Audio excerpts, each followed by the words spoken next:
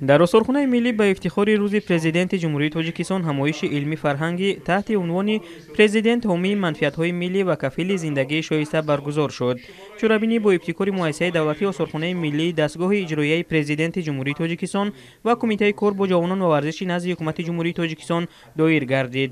Ба чорабинӣ афсарону сарбозони Вазорати мудофиаи ҷумҳурии тоҷикистон, омӯзгорон ва донишҷӯёни муассисаҳои таҳсилоти олӣ, хонандагони муассисаҳои таҳсилоти миёнаи умумӣ ва кормандони осорхонаи миллӣ ҷалб шуданд.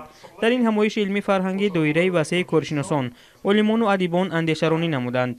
зимни ифтитоҳи чорабинӣ директори осорхонаи миллӣ Зафаршоҳ Иброҳимзода иброз дошт, ки муҳимияти таҷлили рӯзи президенти ҷумҳурии тоҷикистон дар он аст, ки мо бояд фаъолияти пурсамару ибратбахши пешвои миллат, президенти ҷумҳурии тоҷикистон муҳтарам Эмомалӣ Раҳмонро қадр намоем.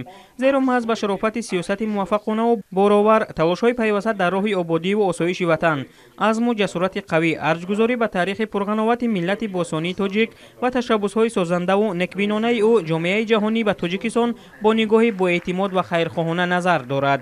гуфта шуд, ки осорхонаи миллӣ зодаи даврони соҳибистиқлолӣ буда, бевосита бо ташаббуси президенти ҷумҳурии тоҷикистон муҳтарам Эмомалӣ Раҳмон таъсис ёфта, аз ҷониби пешвои миллат зиёда аз 2000 ёдгории таърихиву фарҳангӣ ба осорхонаи миллӣ эҳдо гардидааст, ки онҳо аҳамияти бузурги таърихӣ ва осорхонавӣ доранд. бо истифода аз ин ашёи муҳим дар осорхонаи миллӣ толори тӯҳфаҳои президенти ҷумҳурии тоҷикистон ташкил шудааст. дар доираи чорабиниҳои ҷашнӣ аз ҷониби роҳбаладони осорхонаи миллӣ барои меҳмонон дар толори мазкур экскурсияҳо баргузор карда мешаванд.